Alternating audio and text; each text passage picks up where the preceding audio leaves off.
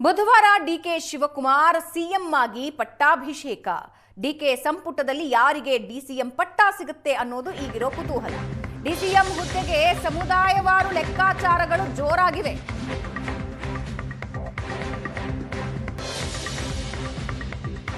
ಉಪಮುಖ್ಯಮಂತ್ರಿ ಹುದ್ದೆ ಸೃಷ್ಟಿ ಬಗ್ಗೆ ಡಿಕೆಶಿಗೆ ಆಸಕ್ತಿ ಇಲ್ವಾ? 3 ಸಮುದಾಯಕ್ಕೆ ಪ್ರಾತಿನಿಧ್ಯಕ್ಕೆ ಸಿದ್ದರಾಮಯ್ಯ ಒಲವು ವ್ಯಕ್ತಪಡಿಸ್ತಾ ಇದ್ದಾರೆ. ಅದರಲ್ಲಿ ಲಿಂಗಾಯತ, ಮುಸ್ಲಿಂ ಸಮುದಾಯಕ್ಕೆ ಡಿಸಿಎಂ ಹುದ್ದೆ ನೀಡ್ತಾರ? ಕೆಪಿಸಿಸಿ ಅಧ್ಯಕ್ಷ ಸ್ಥಾನ ಲಿಂಗಾಯತರಿಗೆ ನೀಡೋ ಬಗ್ಗೆಯೂ ಚರ್ಚೆ ಆಗ್ತಾ ಇದೆ. 3 ಸಮುದಾಯಕ್ಕೆ ಮಣೆ ಹಾಕತ್ತಾ ಹೈಕಮಾಂಡ್? ಭಾರಿ ಕುತೂಹಲ ಮೂಡಿಸ್ತಾ ಇದೆ ಡಿಕೆಶಿ ಸಂಪುಟದ ಗುಟ್ಟು. ಒಂದು ಕಡೆ ಸಚಿವ ಸ್ಥಾನ ಯಾರ್ಯಾರಿಗೆ ಅನ್ನೋದರ ಜೊತೆಗೆ ಡಿಸಿಎಂ ಪಟ್ಟ, ಕೆಪಿಸಿಸಿ ಪಟ್ಟ, ಎಲ್ಲ ಸಮುದಾಯಗಳನ್ನ ಸರಿದೂಗಿಸಿಕೊಂಡು ಹೋಗೋ ಪ್ರಯತ್ನಕ್ಕೆ ಹೈಕಮಾಂಡ್ ಯೋಚನೆ ಮಾಡ್ತಾ ಇದೆ. ಅದರಲ್ಲಿ ಸಿದ್ದರಾಮಯ್ಯ ಅವರು 3 ಪ್ರಬಲ ಸಮುದಾಯಗಳಿಗೆ ಡಿಸಿಎಂ ಹುದ್ದೆಯನ್ನ ಕೊಡೋಣ ಅಂತಿದ್ದಾರಂತೆ. ಆದರೆ ಡಿಕೆಶಿಗೆ ಡಿಸಿಎಂ ಹುದ್ದೆ ಸೃಷ್ಟಿಯ ಬಗ್ಗೆನೇ ಆಸಕ್ತಿ ಇಲ್ಲ ಅಂತ ಹೇಳ್ತಾ ಇದ್ದಾರೆ. ಲಿಂಗಾಯತ ಮತ್ತು ಮುಸ್ಲಿಂ ಸಮುದಾಯಕ್ಕೆ ಡಿಸಿಎಂ ಹುದ್ದೆ, ಅದರ ಬಗ್ಗೆ ಕೂಡ ಯೋಚನೆ ಮಾಡ್ತಾ ಇದ್ದಾರೆ.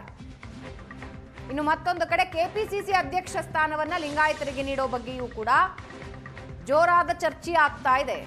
ಇದೆಲ್ಲದರ ನಡುವೆ ಡಿಕೆಶಿ ಡಿಸಿಎಂ ಸ್ಥಾನ ಸೃಷ್ಟಿಯ ಬಗ್ಗೆನೇ ಆಸಕ್ತಿ ತೋರ್ತಿಲ್ಲ ಅನ್ನೋ ಮಾಹಿತಿಯೂ ಇದೆ. ಅವರಿಗೆ ಆಸಕ್ತಿ ಇಲ್ವಾ ಅನ್ನೋ ಪ್ರಶ್ನೆಯೂ ಉದ್ಭವ ಆಗ್ತಾ ಇದೆ. ಪ್ರಬಲ ಸಮುದಾಯಗಳನ್ನ ಸಂತುಷ್ಟಗೊಳಿಸಬೇಕಾಗಿದೆ. ಹಾಗಾಗಿ ಯಾರ್ಯಾರಿಗೆ ಏನೇನು ಭಾರಿ ಕುತೂಹಲ ಮೂಡಿಸ್ತಾ ಇದೆ ಡಿಕೆಶಿ ಸಂಪುಟ ಗುಟ್ಟು. ಹೊಸ ಡಿಸಿಎಂ ಬಗ್ಗೆ ಇನ್ನೂ ಏನು ಪ್ರಸ್ತಾವನೆ ಬಂದಿಲ್ಲ. ಮನವಿ ಬಂದ ಮೇಲೆ ಡಿಸಿಎಂ ಬಗ್ಗೆ ಚರ್ಚೆ ಮಾಡ್ತೀವಿ. ಕಲಬುರಗಿಯಲ್ಲಿ ಎಐಸಿಸಿ ಅಧ್ಯಕ್ಷ ಮಲ್ಲಿಕಾರ್ಜುನ ಖರ್ಗೆ ಹೇಳಿಕೆ ಇದು. ಸದ್ಯಕ್ಕೆ ಒಂದು ಹಂತದಲ್ಲಿ ಸಚಿವ ಸಂಪುಟ ಸೇರ್ಪಡೆಯಾಗುತ್ತೆ. 15 ದಿನ ಅಥವಾ ತಿಂಗಳಾದ ಮೇಲೆ 2ನೇ ಹಂತದಲ್ಲಿ ಮಂತ್ರಿಗಳ ಆಯ್ಕೆಯಾಗುತ್ತೆ ಅಂತ ಕಲಬುರಗಿಯಲ್ಲಿ ಎಐಸಿಸಿ ಅಧ್ಯಕ್ಷ ಮಲ್ಲಿಕಾರ್ಜುನ ಖರ್ಗೆ ಹೇಳಿಕೆ ಕೊಟ್ಟಿದ್ದಾರೆ.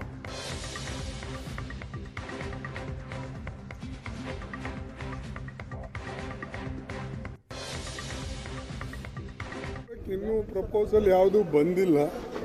ಪ್ರಪೋಸಲ್ ಬಂದ ಮೇಲೆ ಎಷ್ಟು ಮಿನಿಸ್ಟರ್ ಮಾಡಬೇಕು, ಎಷ್ಟು ಡಿಸಿಎಂ ಮಾಡಬೇಕು, ಅಥವಾ ಇಂಪಾರ್ಟೆಂಟ್ ಚೇರ್ಮನ್ಗಳನ್ನು ಇದ್ರ ಜೊತೆಯಲ್ಲೇ ಮಾಡಬೇಕು, ಇವೆಲ್ಲ ಚರ್ಚೆ ನಡೆದಿದೆ.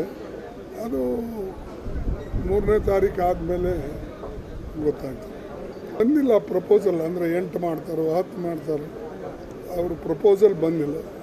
ಬಂದ ಮೇಲೆ ಅದ್ರ ಪ್ರಕಾರ ಸದ್ಯಕ್ಕೆ ಒಂದು ಹಂತದಲ್ಲಿ ಮಾಡಿ, ಅದು ಆದಮೇಲೆ ಮತ್ತೊಂದು 15 ದಿವಸ, 1 ತಿಂಗಳು ಬಿಟ್ಟು ಮತ್ತೊಂದು ಹಂತದಲ್ಲಿ ಉಳಿದಂಥ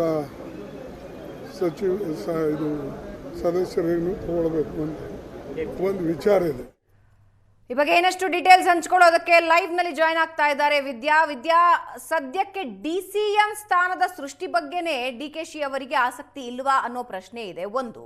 ಇದರ ಜೊತೆಗೆ 2 ಸಮುದಾಯಗಳಿಗೆ ಡಿಸಿಎಂ ಸ್ಥಾನ, ಕೆಪಿಸಿಸಿಗೆ 1 ಸಮುದಾಯ ಅಂತ ಸಿದ್ದರಾಮಯ್ಯ ಅವರ ಲೆಕ್ಕಾಚಾರ ಅಂತ ಹೇಳಲಾಗ್ತಾ ಇದೆ.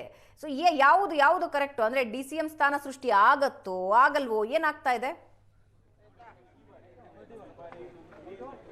ಭಾವನ, ಇವೆಲ್ಲದಕ್ಕೂ ಕೂಡ ಸ್ಪಷ್ಟತೆ ಇನ್ನೂ ಕೂಡ ಸಿಗ್ತಾ ಇಲ್ಲ. ಒಂದು ಕಡೆ ಎಲ್ಲ ಸಮುದಾಯಕ್ಕೂ ಕೂಡ ಒಬ್ಬೊಬ್ಬರಂತೆ ಡಿಸಿಎಂ ಆಗಿ ಮಾಡ್ತಾರೆ ಅನ್ನುವಂತಹ ಮಾತುಗಳು ಕೂಡ ಕೇಳಿ ಬರ್ತಾ ಇದೆ. ಇನ್ನೊಂದು ಕಡೆ ಯಾರು ಕೂಡ ಡಿಸಿಎಂಗಳು ಇರಲ್ಲ ಅನ್ನುವಂಥ ಮಾತು ಕೂಡ ಕೇಳಿ ಬರ್ತಾ ಇದೆ. ಅದರ ಜೊತೆಗೆ ಅಧ್ಯಕ್ಷರ ಸ್ಥಾನ ಕೂಡ ಈಗ ಖಾಲಿಯಾಗುವಂತಹ ಹಿನ್ನೆಲೆಯಲ್ಲಿ ಅಧ್ಯಕ್ಷರ ಸ್ಥಾನವನ್ನ ಒಂದು ಸಮುದಾಯಕ್ಕೆ ಕೊಟ್ಟು ಇನ್ನು ಮಿಕ್ಕಂತವರನ್ನ ಡಿಸಿಎಂ ಮಾಡಬಹುದು ಅನ್ನುವಂಥದ್ದು ಕೂಡ ಚರ್ಚೆ ಆಗ್ತಾ ಇರುವಂಥದ್ದು. ಆದ್ರೆ ಯಾವಾಗ ಡಿಸಿಎಂಗಳು ಎಲ್ಲ ಸಮುದಾಯದಲ್ಲೂ ಕೂಡ ಒಬ್ಬೊಬ್ಬರು ಡಿಸಿಎಂ ಇಡ್ತಾರೆ, 3-4 ಡಿಸಿಎಂ ಇರ್ತಾರೆ ಅನ್ನುವಂಥದ್ದು ಚರ್ಚೆ ಆಗೋದಕ್ಕೆ ಶುರುವಾಯಿತು. ಆ ಸಂದರ್ಭದಲ್ಲಿ ಸಾಕಷ್ಟು ಜನ ತಾವು ಡಿಸಿಎಂ ಆಗಬೇಕು ಅನ್ನುವಂತಹ ನಿಟ್ಟಿನಲ್ಲಿ ಹಿಂಗಿತವನ್ನ ವ್ಯಕ್ತಪಡಿಸಿದ್ರು. ಅದರಲ್ಲೂ ಪ್ರಮುಖವಾಗಿ ಲಿಂಗಾಯತ ಸಮುದಾಯದಲ್ಲಿ ಈಶ್ವರ್ ಖಂಡ್ರೆ ಮತ್ತು MB ಪಾಟೀಲ್ ಅವರು ನಾವು ಡಿಸಿಎಂ ಆಗಬೇಕು ಅನ್ನುವಂತಹ ರೇಸ್ ನಲ್ಲಿ ಇದ್ದಾರೆ ಅನ್ನುವಂತಹ ನಿಟ್ಟಿನಲ್ಲಿ ಅವರನ್ನ ಮಾಡಿ ಅನ್ನುವಂತಹ ಇಂಗಿತವನ್ನ ಸಾಕಷ್ಟು ಜನ ಬೆಂಬಲಿಗರು ವ್ಯಕ್ತಪಡಿಸಿದ್ರು. ಅದೇ ನಿಟ್ಟಿನಲ್ಲಿ ಎಲ್ಲ ಸಮುದಾಯದಲ್ಲೂ ಕೂಡ ಒಂದು ಕಡೆ ಪರಮೇಶ್ವರ್ ಮತ್ತೆ ಪ್ರಿಯಾಂಕ ಖರ್ಗೆಯನ್ನ ಕೂಡ ಮಾಡಬೇಕು ಅನ್ನುವಂಥ ನಿಟ್ಟಿನಲ್ಲಿ ಹೀಗೆ ಸಾಕಷ್ಟು ಸಮುದಾಯ ಸಮುದಾಯಗಳಲ್ಲಿ ಬೇರೆ ಬೇರೆ ಸಮುದಾಯಗಳಲ್ಲಿ ತಮ್ಮ ತಮ್ಮ ನಾಯಕರು DCM ಆಗಬೇಕು ಅಂತ ಹೇಳಿ ಬೆಂಬಲಿಗರು ಬಯಸ್ತಾ ಇದ್ದಾರೆ.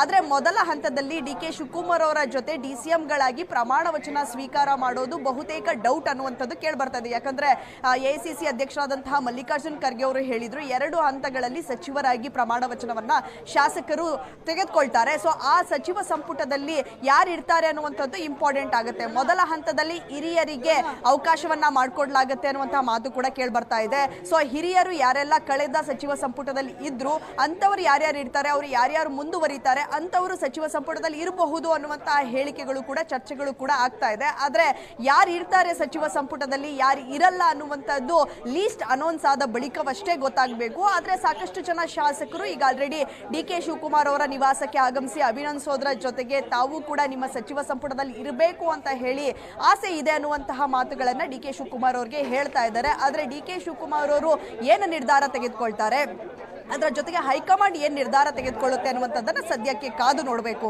ಭಾವನಾ. ಎಸ್, ಇದರ ಜೊತೆಗೆ ಮುಂದಿನ 2 ವರ್ಷದಲ್ಲಿ ಎಲೆಕ್ಷನ್ ಇದೆ ವಿದ್ಯಾ. 2 ವರ್ಷದಲ್ಲಿ ಎಲೆಕ್ಷನ್ ಇರೋದ್ರಿಂದ ಈಗ ನಾಯಕತ್ವ ಬದಲಾವಣೆಯಾಗಿದೆ.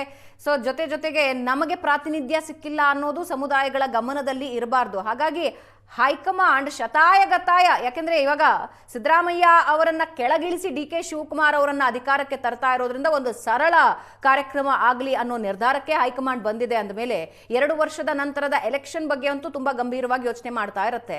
ಸೊ ಹೈಕಮಾಂಡ್ನ ಕ್ಯಾಲ್ಕುಲೇಷನ್ಗಳು ಯಾವ ರೀತಿ ಇರುತ್ತೆ, ಅದಕ್ಕೆ DK ಶಿವಕುಮಾರ್ ಅವರ ಕ್ಯಾಲ್ಕುಲೇಷನ್ ತಾಳಿ ಆಗುತ್ತಾ? ಖಂಡಿತವಾಗ್ಲೂ ಭಾವನಾ, ಈಗ 2 ವರ್ಷಕ್ಕೆ ಮಾತ್ರ DK ಶಿವಕುಮಾರ್ ಅವರು ಕೂಡ ತಾವು CM ಆಗಬೇಕು ಅನ್ನುವಂಥದ್ದನ್ನ ಬಯಸುವಂತವರಲ್ಲ.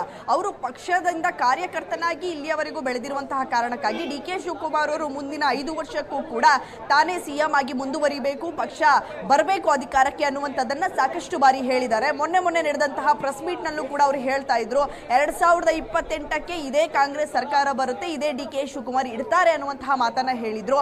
ಅದರ ಜೊತೆಗೆ DK ಶಿವಕುಮಾರ್ ಅವರು ತನ್ನ ಸಚಿವ ಸಂಪುಟದಲ್ಲಿ ತಾನು ಹೇಳಿದಂತೆಯೇ ನಡಿಬೇಕು, ನನಗೆ ಫ್ರೀ ಹ್ಯಾಂಡ್ ಕೊಡಬೇಕು ಅನ್ನುವಂತಹ ಆಸೆ ಅವರಿಗಿದ್ರೂ ಕೂಡ ಅವರು ಈ ಸಂದರ್ಭದಲ್ಲಿ ಅಂತ ನಿರ್ಧಾರ ತೆಗೆದುಕೊಳ್ಳುವಂತಹ ಮಟ್ಟಕ್ಕೆ ಹೋಗದಂತೆ ಕಾಣುತ್ತೆ. ಯಾಕಂದ್ರೆ ಅವರು ಮುಂದಿನ 5 ವರ್ಷವನ್ನ ಕೂಡ ಗಮನದಲ್ಲಿ ಇಟ್ಕೊಂಡು ಅವರು ಸಚಿವ ಸಂಪುಟವನ್ನ ರೂಪಿಸ್ತಾರೆ. ಅದರ ಜೊತೆಗೆ ಹೈಕಮಾಂಡ್ ಕೂಡ ಒಂದು ಕಡೆ ಸಿದ್ದರಾಮಯ್ಯನವರು ಕೊಟ್ಟಂತಹ ಲಿಸ್ಟ್ ಯಾರಾಗಬೇಕು ಸಚಿವರಾಗಿ ಅನ್ನುವಂತಹ ಲಿಸ್ಟ್ ಅನ್ನ ಸಿದ್ದರಾಮಯ್ಯನವರು ಕೊಡ್ತಾರೆ. ಅದರ ಜೊತೆಗೆ DCM DK ಶಿವಕುಮಾರ್ ಅವರು ಈಗ ನಿಯೋಜಿತ CM ಆಗಿರುವಂತಹ DK ಶಿವಕುಮಾರ್ ಅವರು ಕೂಡ ಒಂದು ಲಿಸ್ಟ್ ಅನ್ನ ಕೊಡ್ತಾರೆ. ಸೊ ಅವೆರಡರ ಲಿಸ್ಟ್ ಗಳ ಜೊತೆಗೆ ಹೈಕಮಾಂಡ್ಗೆ ಯಾರೆಲ್ಲ ಕ್ಲೋಸ್ ಇರ್ತಾರೆ ಶಾಸಕರು ಅಂತವರ ಲಿಸ್ಟ್ ಕೂಡ ಹೈಕಮಾಂಡ್ ಜೊತೆ ಇರುತ್ತೆ. ಇಂಥವರು ಈ ಸಚಿವ ಸಂಪುಟದಲ್ಲಿ ಇರಲೇಬೇಕು ಅನ್ನುವಂಥವರು ಕೂಡ ಹೈಕಮಾಂಡ್ ಒಂದು ಲಿಸ್ಟ್ ಅನ್ನ ಇಟ್ಕೊಂಡಿರುತ್ತೆ. ಸೊ ಈ 3 ಜನ ಕೂತು ಹೈಕಮಾಂಡ್ ನಾಯಕರು ಕೂತು ಯಾರು ಸಚಿವ ಸಂಪುಟದಲ್ಲಿ ಇರಬೇಕು, ಎಲ್ಲಾ ಜಾತಿಗೂ ಕೂಡ ಎಲ್ಲ ಸಮುದಾಯಕ್ಕೂ ಕೂಡ ಯಾವುದೇ ನಿರಾಸೆ ಆಗದಂತೆ ಸಚಿವರನ್ನ ಯಾವ ರೀತಿ ಸೇರಿಸ್ಕೊಳ್ಬೇಕು ಸಂಪುಟಕ್ಕೆ ಅನ್ನುವಂಥ ನಿಟ್ಟಿನಲ್ಲಿ ಚರ್ಚೆ ಮಾಡುವಂತ ಸಾಧ್ಯತೆ ಇದೆ. ಈ ಹಿನ್ನೆಲೆಯಲ್ಲಿ ಇಂದು ಸಂಜೆ ಅಥವಾ ನಾಳೆ ಬೆಳಗ್ಗೆ ಬಹುತೇಕ ದೆಹಲಿಗೆ ಹೋಗುವಂತ ಸಾಧ್ಯತೆ ಇದೆ. ದೆಹಲಿಗೆ ಹೋದಂತ ಸಂದರ್ಭದಲ್ಲಿ ಇದೆಲ್ಲದಕ್ಕೂ ಕೂಡ ಕ್ಲಾರಿಟಿ ಸಿಗುತ್ತೆ ಭಾವನಾ. ಎಸ್, ಧನ್ಯವಾದ ವಿದ್ಯಾ.